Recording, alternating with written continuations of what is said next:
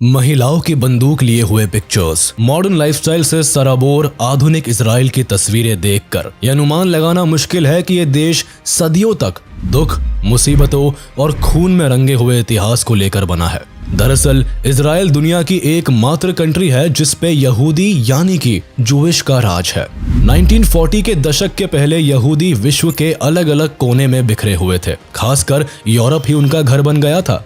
लेकिन जिस तरह से वर्ल्ड वॉर 2 में हिटलर की नाजी सेना ने जूस लोगों को बुरी तरह मारा और किसी भी देश ने उन्हें बचाने की कोई खास कोशिश नहीं की, तब ऐसी स्थिति में जूइश लोगों ने अपने देश की मांग उठाई जहां वो चैन से सर उठाकर जी सके और आने वाली पीढ़ी को एक सुरक्षित भविष्य दे सके। लाखों जूस जब हिटलर के शासन के दौरान मारे गए तो यूरोप, खासकर जर्मनी के जूइश लोगों ने मेडिटेरेनियन सी में बसे एक छोटे से रीजन की तरफ अपना रुख कर लिया जिसे पैलेस्टाइन कहा जाता था।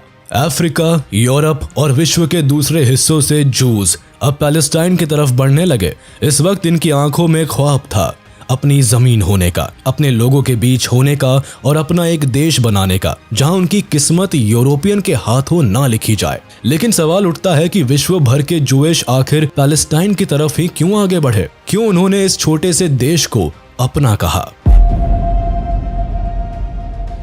जूस के इतिहास और इजराइल की कहानी समझने के लिए चलते हैं इतिहास के पन्नों में। कहानी की शुरुआत होती है लगभग 4000 साल पहले। इन दिनों मेसोपोटामिया की सभ्यता थी जहां मूर्ति पूजा को बढ़ावा दिया जाता रहा। इस वक्त यहाँ कोई खास धर्म नहीं था और समाज इवॉल्व नहीं हुआ था। इसी दौरान यहाँ जन्म हुआ हजरत इब्राहिम का, जिससे अब्राहमिक रिलीजन शुरू हुआ। इनके वंशजों ने यहूदी, ईसाई और इस्लाम धर्म को जन्म दिया। बहरहाल हजरत इब्राहिम धीरे धीरे लैंड ऑफ केनन, जो कि प्रेजेंट डेज में इजराइल और पैलेस्टाइन का भाग है, वहां चले गए और लोगों को धार्मिक शिक्षा देना शुरू कर दी। इन्होंने एक धर्म की स्थापना की जिसे नाम दिया जूडाइज्म। इब्राहिम के फॉलोअर्स जूडास कहलाने लगे। इब्राहिम के 2 बेटे हुए, एक इस्माइल और दूसरा आइसक। इनके समय में भी इन्होंने जूडाइज्म को ही फॉलो किया और इनके फॉलोअर्स भी काफी संख्या में हो गए। लेकिन आगे चलकर आइसक के जो बेटे हुए उन्हें क्रिश्चियनिटी में जेकब, यहूदियों में इजराइल और मुस्लिमों में याकूब के तौर पर जाना गया। उन्होंने जूडाइज्म को आगे बढ़ाया, लेकिन फिर जेकब ने 4 शादियां की जिससे उनके 12 पुत्र हुए, जिन्होंने 12 अलग अलग कबीले बनाए और राज करने लगे। इन्हीं में से एक पुत्र जूडा था। इन्होंने ही यहाँ पहली दफा यहूदी धर्म की स्थापना की। लेकिन बीतते वक्त के साथ यहाँ भयानक अकाल पड़ने लगा, जिससे कि यहूदी लोग धीरे धीरे आसपास के देशों में माइग्रेट करने लगे। सबसे ज्यादा यहूदी उन दिनों इजिप्ट में जा बसे, क्योंकि यहूदी जहाँ भी जाते वहाँ सेटलमेंट बनाते और ग्रुप्स में रहा करते थे, इसीलिए वो बिजनेस में हमेशा से आगे थे। इनकी काबिलियत से इजिप्ट के राजा अब डरने लगे। उन्हें लगा कि अगर यहूदियों की संख्या यूं ही बढ़ती रही तो फिर वो दिन दूर नहीं जब ये लोग इजिप्ट पर कब्जा कर लेंगे और अपना शासन चलाने लगेंगे। इनकी बढ़ती आबादी और प्रॉस्पेरिटी ने वहां के राजा को रेस्टलेस करना शुरू कर दिया। फिर जल्दी ही वहां के राजा ने जूस प्रभाव और परिवार को रोकने के लिए ऐसा आदेश दे दिया जिसे सुनकर सबके रोंगटे खड़े हो गए।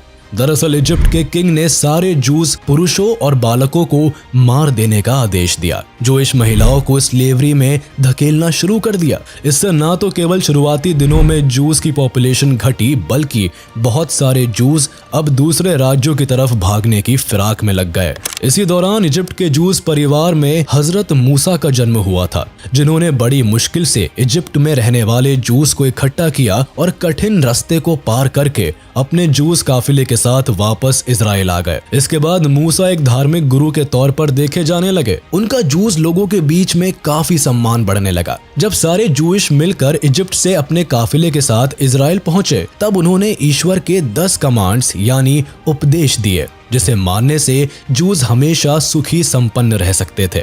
उन्होंने इन 10 उपदेशों को एक पत्थर पर लिखवाकर एक सोशल सेंटर में रखवा दिया, जिसे जूस के बीच में 10 कमांडमेंट ऑफ सुप्रीम गॉड कहा गया। इस तरह से यहूदियों को एक लंबे संघर्ष के बाद रहने के लिए एक निश्चित जगह मिली। कुछ वक्त के बाद इजराइल में किंग सॉल ने इजराइल किंगडम को एस्टैब्लिश किया, जो कि यहूदियों का अपना साम्राज्य बना। लगभग 1000 BC में किंग डेविड, जो राजा सोल के बेटे थे, जूइश लोगों के पहले पावरफुल किंग बने। उनके बेटे राजा सोलोमन, जो कि मुस्लिम लोगों में राजा सुलेमान के नाम से प्रसिद्ध हुए, उन्होंने इजराइल की राजधानी जेरूसलेम में यहूदियों का पहला social worship centre temple mount बनवाया। इसे फर्स्ट टेम्पल या सोलोमन टेम्पल कहा गया, क्योंकि यहूदी मूर्ति पूजा को नकारते थे। इसलिए इस मंदिर में हजरत मूसा के दिए हुए 10 उपदेश वाले पत्थर को रखा गया। लेकिन कुछ समय में ही यहाँ सिविल वॉर हो गया और यहाँ के लोग 2 एथनिक ग्रुप में बंट गए। किंग सोलोमन यहूदी के पावरफुल रेस के तौर पर उभरे। इनके यहाँ खुशियाँ और खूब सारी दौलत बरसी। लेकिन 2 सदी बीतने के बाद ही यहाँ मेसोपोटामिया के एक राजा शालमानेसर 5 ने हमला कर दिया, जिसमें फिर से हजारों यहूदी मारे गए और राजधानी जेरूसलेम को बुरी तरह लूटा गया। किसी तरह यहूदियों ने खुद को और अपने साम्राज्य को फिर से बसाया। लेकिन 587 BC में एक बड़ी घटना हुई। इसी दौरान कई वॉर्स हुए, जिसमें जेरूसलेम को बुरी तरह से बर्बाद किया गया।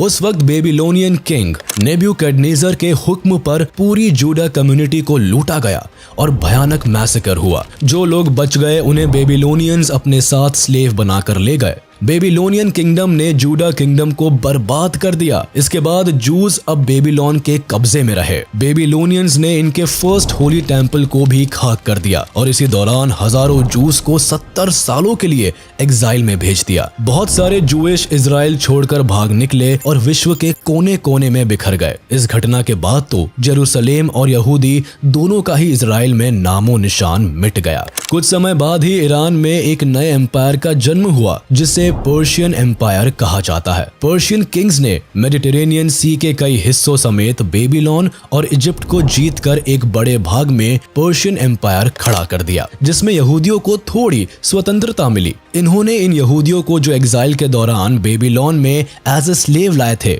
उन्हें फ्री करके आदेश दिया कि वो इजराइल वापस जाए और वहां फिर से इजराइल को हरा भरा बनाए। पर्शियन किंग साइरस II ने यहूदियों को फिर से मंदिर बनाने की भी अनुमति दी। इसके बाद यहूदी फिर से इजराइल आ गए और उन्होंने यहाँ अपना मंदिर फिर उसी जगह बनाया।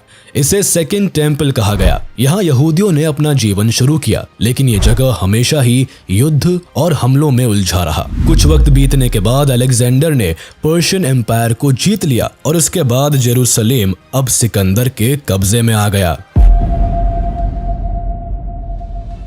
अलेक्जेंडर किंगडम खत्म होने के बाद 63 BC तक इजराइल रोमन किंगडम के भीतर आ गया। रोमन किंगडम के समय में ही जीसस क्राइस्ट का जन्म एक यहूदी परिवार में हुआ। वो धीरे धीरे लोगों के बीच काफी पॉपुलर होने लगे और उन्होंने खुद को भगवान का बेटा कहा। जल्दी ही उनके फॉलोअर्स अब यहूदी समाज में फैल गए। लोग उनकी बातों से बहुत प्रभावित होते और उनके चमत्कार देखने आने लगे। ये बात यहूदियों के धर्म गुरुओं को नहीं भाई। उन्होंने जीसस के खिलाफ बातें फैलानी शुरू कर दी। जूस ने जीसस को अपना गॉड मैसेंजर मानने से इनकार कर दिया। ये जीसस ऑफ नाजरेथ की टीचिंग को मानने से इनकार करने लगे और 30 से 33 AD के करीब जीसस को सूली पर टांग दिया, ये कहते हुए कि ये आदमी धर्म के खिलाफ बोल रहा था। लेकिन जीसस को सूली पर टांगना यहूदियों पर बहुत भारी पड़ गया। रोमन एम्पायर में जीसस के फॉलोअर्स बढ़ने लगे। कई जूइश भी अब क्रिश्चियनिटी को फॉलो करने लगे थे। इससे यहूदियों की समस्या और बढ़ने लगी। असल में रोमन्स की बढ़ती हुई क्रिश्चियन पॉपुलेशन की वजह से कई जूस भी अब क्रिश्चियनिटी को फॉलो करने लगे थे। इससे जूइश के धर्म गुरुओं ने मिलकर रोमन के खिलाफ रिवोल्ट कर दिया, जिसे फर्स्ट जूइश रोमन वॉर कहा जाता है, ताकि क्रिश्चियंस को इजराइल से भगाया जा सके और रोमन्स के राज से छुटकारा मिल सके। जहां तहां लोग अब काफिले बनाकर रोमन एम्पायर को मानने से इनकार करने लगे। जब जूस ने पहली बार अपने हक की आवाज उठाई और रोमन किंगडम को मानने से इनकार करने लगे, तब रोमन्स ने पूरे जेरूसलेम को चारों तरफ से घेर लिया और फूड सप्लाई बंद कर दी, जिससे कि जूस भूखे मारे गए। इसके बाद उन्होंने बचे कुचे लोगों को मारना शुरू कर दिया और अंत में पूरे जेरूसलेम को आग के हवाले कर दिया। इसी दौरान रोमन्स ने यहूदियों के सेकंड टेम्पल को भी जलाकर राख कर दिया, जिसकी एकमात्र दीवार आज भी जेरूसलेम में बची हुई है। इस घटना को सीज ऑफ जेरूसलेम कहा गया। इस आगजनी में लाखों जूस परिवार मारे गए और जो बचे उन्हें या तो कन्वर्ट किया जाने लगा या फिर स्लेवरी में डाला जाने लगा। जूस महिलाओं के साथ अत्याचार ज्यादा बढ़ गए और जूस पुरुषों और बच्चों को तो जान से भी मारा जाने लगा। इस दौरान रोमन्स ने न केवल लाखों यहूदियों को मार गिराया बल्कि लाखों को स्लेव बना लिया और जो बचे थे उनके ऊपर टैक्स इम्पोज कर दिया गया। इजराइल का नामो निशान मिटाने के लिए रोमन्स ने जेरूसलेम का नाम बदलकर एलिया कैपिटोलिना कर दिया। इसी दौरान रोमन्स ने इजराइल के एक छोटे से हिस्से जिसे जूडिया कहा जाता था उस जगह का नाम बदलकर सीरिया पैलेस्टीना कर दिया, जो कि लेटर ऑन पैलेस्टाइन के नाम से जाना गया। धीरे धीरे इसी पैलेस्टाइन में जूस के फॉलोअर्स ने क्रिश्चियनिटी को बढ़ावा दिया। हालांकि उन दिनों रोमन एम्पायर के किंग्स भी क्रिश्चियनिटी के अगेंस्ट थे, इसलिए पैलेस्टाइन में रहने वाले लोग गुपचुप तरीके से इस रिलीजन को फॉलो करते थे। शुरुआती दिनों में ये रिलीजन ज्यादा नहीं फैला। 324 AD तक तो रोमन एम्पायर का राज रहा, लेकिन इसके बाद रोमन किंगडम के टुकड़े हो गए और आखिरकार बाइजेंटाइन एम्पायर, जो कि रोमन एम्पायर का ही एक भाग था, उसने 324 AD से जेरूसलेम की गद्दी हथिया ली। रोमन साम्राज्य की सत्ता द ग्रेट एम्परर कहे जाने वाले कॉन्स्टेंटीन के हाथों में आ गई। कॉन्स्टेंटीन खुद ही क्रिश्चियनिटी और जीसस के थॉट से काफी प्रभावित थे, इसलिए उन्होंने जेरूसलेम में जहां जीसस की कब्र थी वहां एक चर्च बनवा दिया और क्रिश्चियनिटी को एक्सेप्ट कर लिया। इस चर्च को चर्च ऑफ द होली सेपल्चर का नाम दिया गया। इसके बाद बाइजेंटाइन एम्पायर ने क्रिश्चियनिटी को अपना ऑफिशियल रिलीजन घोषित कर दिया। अब चूंकि यहूदी लोगों ने जीसस की टीचिंग्स को नहीं माना था और जीसस के क्रूसिफिकेशन को सपोर्ट किया था, इसलिए अब ये लोग दोबारा से इस नए साम्राज्य के टारगेट बन गए। अब फिर से जूस का परसिक्यूशन शुरू हुआ। इसी दौरान फिर से हजारों यहूदियों ने ईसाई धर्म को अपना लिया और जिन लोगों ने नहीं अपनाया उनके ऊपर फिर से अत्याचार होने लगे।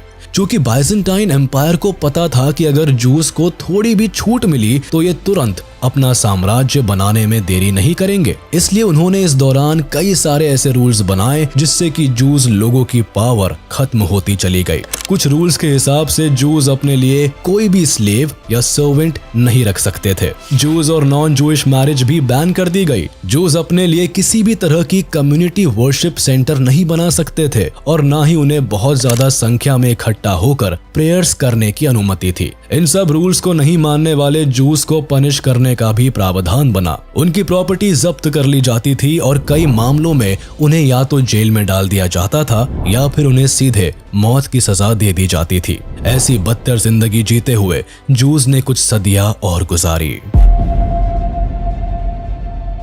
638 AD में बाइजेंटाइन एम्पायर को हराकर अरब आर्मी ऑफ उमर जेरूसलेम को कैप्चर कर लेता है, जिसके बाद पूरा सीरिया पैलेस्टीना अरब रूलर्स के अंडर आ जाता है। अरब्स के समय उन्होंने उस जगह का नाम अब पैलेस्टीना कर दिया। 638 से लेकर 1099 तक पैलेस्टीना इस्लामिक पीरियड में रहा, जिसमें यहूदियों को थोड़ी बहुत आजादी मिली। इसी दौरान लाखों जूस मुस्लिम बन गए और खुद को इब्राहिम के वंशज कहने लगे। इस दौरान यहूदी खूब फ्लरिश हुए। मुस्लिम खलीफा ने पूरी दुनिया में बसे जूस को वापस से जेरूसलेम आने का न्योता दिया। इस दौरान आसपास बसे जूस फिर से इजराइल की तरफ चले गए। हालांकि पिछले 500 सालों से भटकते रहने के कारण कई जूस अब अफ्रीका, यूरोप, खासकर स्पेन, जर्मनी और रूस के आसपास के इलाकों में बस गए थे और उन्होंने वहां अपना छोटा छोटा सेटलमेंट बना लिया था। इसी दौरान इस्लाम धर्म चारों तरफ फैला और जूस भी पूरी दुनिया में अलग अलग जगह बसने लगे।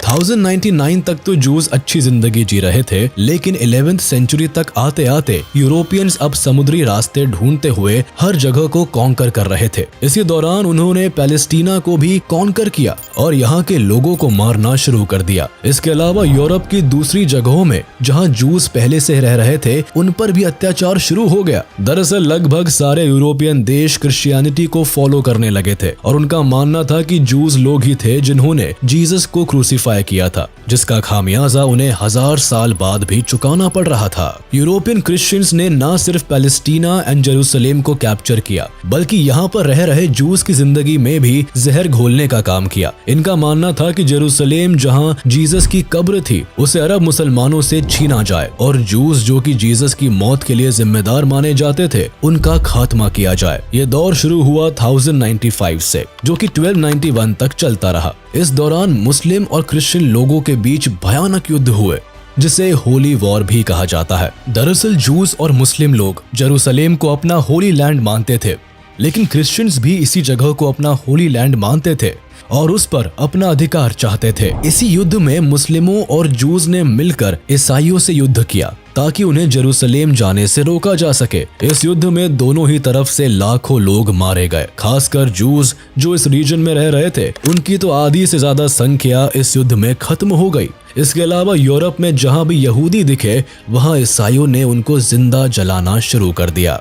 यहूदियों की ये जीवन शैली और स्लेवरी ऑटोमन एम्पायर के आने तक बनी रही। 16th सेंचुरी में ऑटोमन एम्पायर ने जेरूसलेम पर कब्जा कर लिया। यूरोप के भी बड़े हिस्से पर इन दिनों ऑटोमन एम्पायर का राज था, जिसमें जूस को थोड़ी आजादी मिली। हालांकि उन दिनों भी जूस को कोई अच्छी जिंदगी नहीं जी रहे थे, लेकिन फिर भी यूरोप में क्रिश्चियंस जिस तरह से जूस को ट्रीट कर रहे थे, उससे अच्छी जिंदगी ऑटोमन एम्पायर के जूस की थी। ऑटोमन एम्पायर ने न सिर्फ जूस को फिर से उनकी धार्मिक स्वतंत्रता दी, बल्कि उन्हें फिर से अच्छी जिंदगी जीने का मौका दिया। उन्होंने जेरूसलेम के उलझे हुए होली लैंड डिस्प्यूट्स को भी खत्म करने की कोशिश की। दरअसल उन्होंने माउंट टेम्पल की दीवार और मस्जिद का एंट्रेंस और पैलेस्टाइन कहे जाने वाले क्षेत्र में चर्च के एंट्रेंस को अलग किया। सबके लिए इंतजाम किए गए ताकि लोग धर्म के नाम पर एक दूसरे से वॉर ना करें।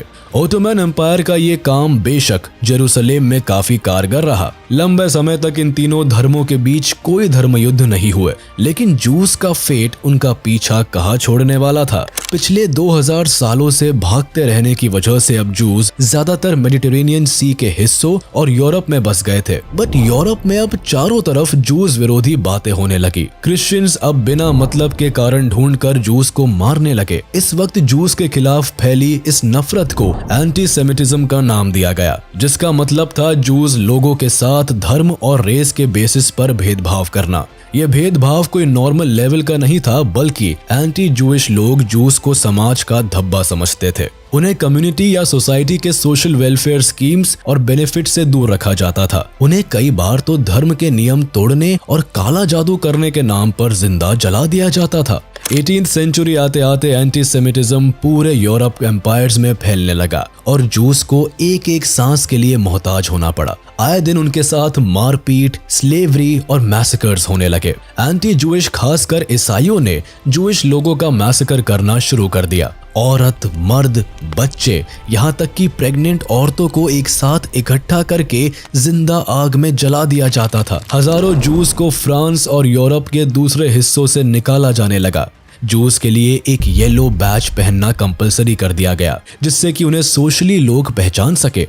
Jobs, social reservations, inter religion marriages, ये चीजें जूस के लिए बैन थी। यहाँ तक कि जो लोग जूस से कन्वर्ट होकर क्रिश्चियंस बन जाते थे, उनके साथ भी यूरोप में अच्छा व्यवहार नहीं किया जाता था। कुल मिलाकर कहे तो एंटीसेमिटिज्म की वजह से पूरे यूरोप में जूस के साथ बेरहमी से मारपीट की जाती रही। वक्त के साथ चीजें बदली नहीं, बल्कि जूस का जीना और मुश्किल होने लगा। इनके लिए अलग पीनल कोड होते थे।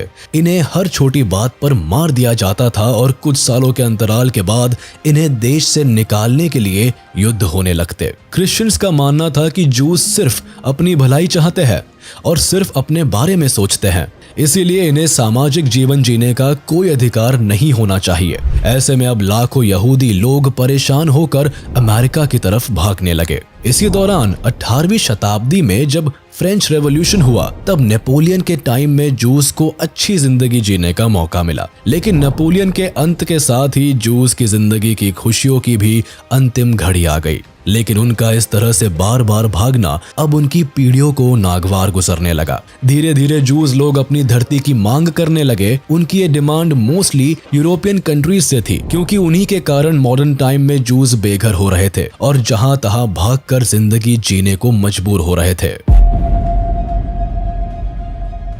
दुनिया में हो रहे बुरे बर्ताव की वजह से पूरी दुनिया में जूइश कम्युनिटी को लगने लगा था कि अगर उन्हें एक सुकून की जिंदगी जीनी है तो उन्हें अब अपना देश बनाना पड़ेगा। 19th सेंचुरी तक चारों तरफ जूस के बीच में जूइश कंट्री की बातें होनी शुरू हो गई। इसी दौरान मई 2, 1860 को थियोडोर हर्जल नाम के एक जूस व्यक्ति का जन्म हंगरी में हुआ। इन्होंने खुद ही काफी एंटी जूइश पॉलिसीज और यूरोपियंस के हेट्रेड को फील किया था। इन्होंने ज़ोनिज्म नाम का एक मूवमेंट शुरू किया और जूस की अपनी कंट्री की मांग को बढ़ावा दिया। इसी दौरान इन्होंने किताब लिखी जिसका टाइटल द जूइश स्टेट था। इस किताब में पहली बार उन्होंने पूरी दुनिया में बसे जूस को अपना देश बनाने को कहा। हर्जल पेशे से जर्नलिस्ट थे और उन्होंने ही 19वीं शताब्दी में पहली बार जूस के लिए और अपने देश के लिए आवाज उठाई थी। इनके द जूइश स्टेट के विचार पूरे विश्व भर में फैले, जूस को प्रभावित करने लगे। फिर हर्जल ने एक जूस की पॉलिटिकल कमेटी बनाई जिसका नाम ज़ियोनिस्ट ऑर्गेनाइजेशन रखा गया और इसकी पहली बैठक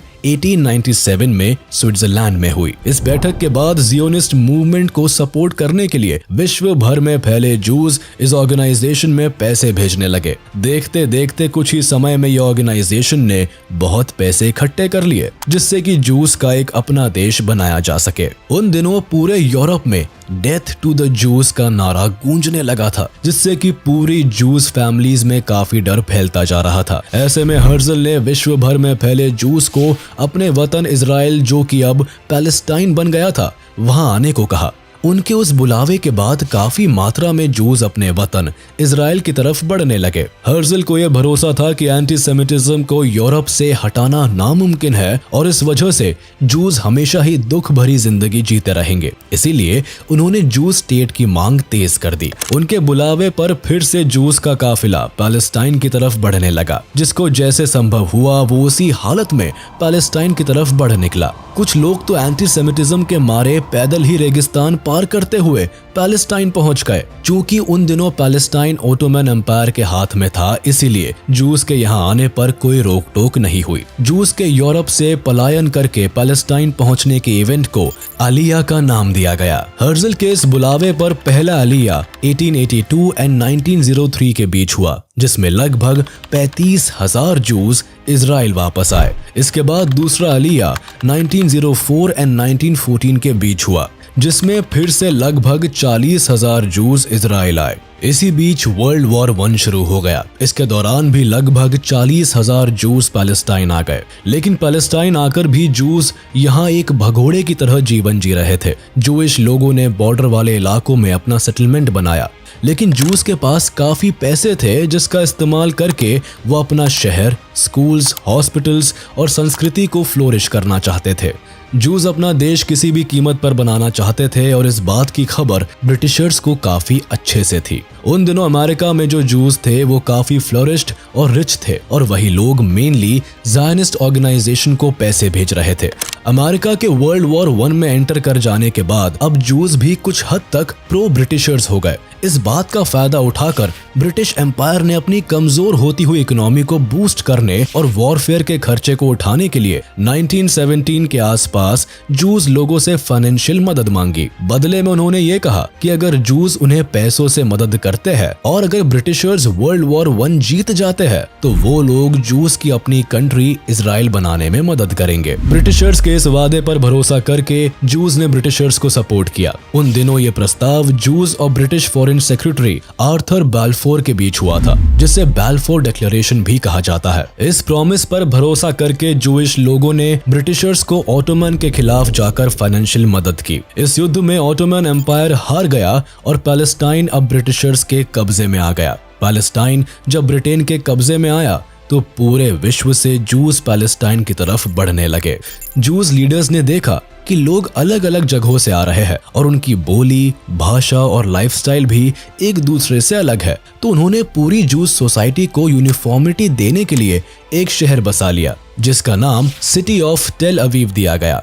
यहाँ पर जूइश लीडर्स ने हिब्रू भाषा, जो कि जूस की अपनी पुरानी भाषा थी, उसे फिर से यूज में लाने की कोशिश की। हिब्रू भाषा सिखाने के लिए स्कूल खोले गए, न्यूज़पेपर और पब्लिक अनाउंसमेंट्स और प्रेयर्स को हिब्रू लैंग्वेज में ही प्रमोट किया गया, जिससे कि जूस आपस में मजबूती से जुड़ते चले गए। जूस की बढ़ती जनसंख्या और ब्रिटिशर्स के कब्जे में आ जाने की वजह से अब पैलेस्टाइन, जो कि मेनली मुस्लिम थे, वो डरने लगे और यहीं से शुरू हो गया अरब इजरायली के बीच पैलेस्टाइन में डोमिनेंस का कॉन्फ्लिक्ट। दोनों ही पैलेस्टाइन पर अपना हक चाहते थे। पैलेस्टीनीज को लगने लगा कि उनकी जमीनें छीनकर ब्रिटिशर्स कहीं जूस को ना दे दे।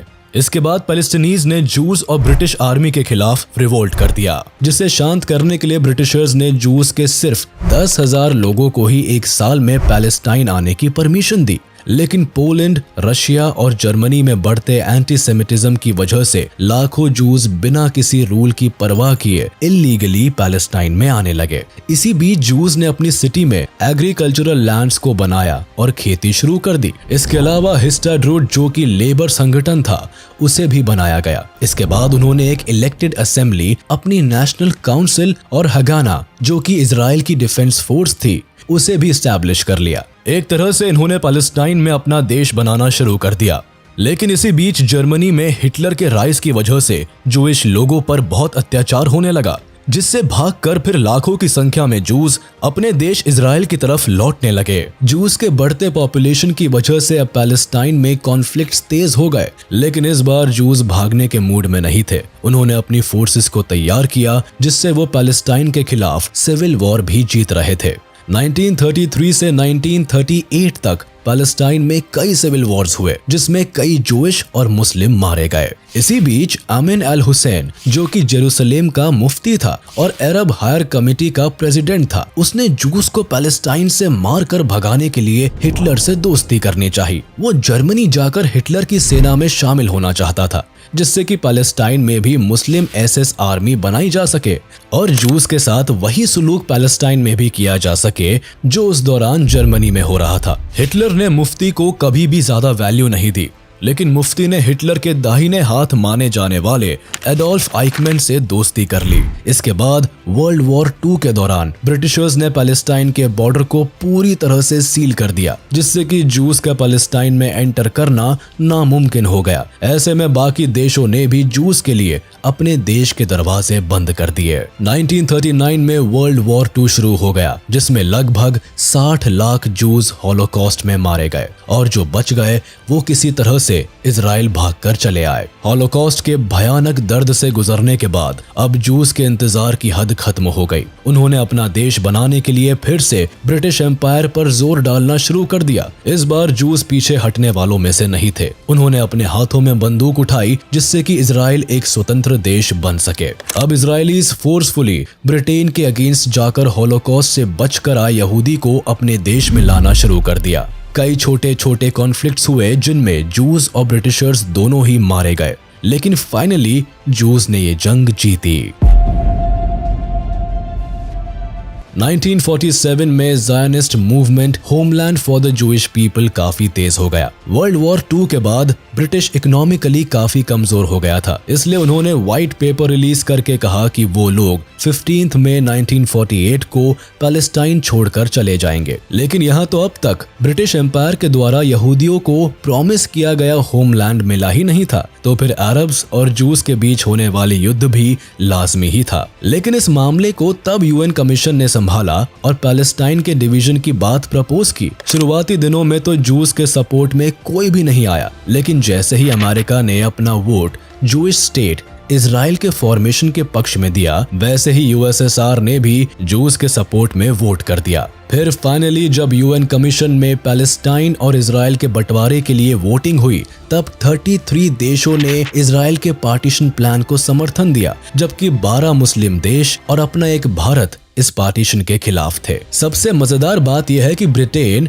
जिसने जूस को अपना स्टेट दिलाने का वादा किया था, वही इस वोटिंग में न्यूट्रल रहा। कुल मिलाकर 10 देशों ने किसी के भी पक्ष में वोट नहीं दिया। मई 1948 को फाइनली ब्रिटिश आर्मी ने रेजोल्यूशन 181 के तहत पैलेस्टाइन को बांटकर इन्हें छोड़ दिया। लेकिन इसके एक दिन पहले ही 14 मई 1948 को इजराइल अपने आप को इंडिपेंडेंट घोषित कर देता है। लेकिन इजराइल की ये खुशी एक दिन से ज्यादा नहीं टिकी, क्योंकि बंटवारे के अगले ही दिन पैलेस्टाइन ने इजराइल पर हमला कर दिया। हमले की वजह पैलेस्टाइन का अनइवन बंटवारा था। दरअसल जूस की जनसंख्या पैलेस्टाइन में काफी कम थी और वो मोस्टली पैलेस्टाइन के ऊपरी भाग के बॉर्डर टाउन्स में रहा करते थे। लेकिन जब ये बंटवारा हुआ तब पैलेस्टाइन का एक बड़ा भाग इजराइल को दे दिया गया, जिससे जूस तो बड़े खुश हुए, लेकिन मुस्लिमों ने इसे एक्सेप्ट नहीं किया। इसके अलावा पैलेस्टाइन को 3 भागों में बांट दिया गया, एक अरब स्टेट, दूसरा जूइश स्टेट और सिटी ऑफ जेरूसलेम को इंटरनेशनल टेरिटरी घोषित कर दिया गया। इस बंटवारे की वजह से पैलेस्टाइन के निचले भाग में रहने वाले 7 लाख से ज्यादा मुस्लिम लोग बेघर हो गए और न्यूली क्रिएटेड अरब स्टेट पैलेस्टाइन में जाने को मजबूर हो गए। इसी वजह से इजराइल के फॉर्मेशन के तुरंत बाद फर्स्ट अरब इजरायली वॉर हुआ, जिसमें लाखों पैलेस्टीनीज और यहूदी मारे गए। ये युद्ध 1949 में खत्म हुआ, जिसमें यहूदियों की जीत हुई, लेकिन ये कॉन्फ्लिक्ट कभी खत्म नहीं हुआ।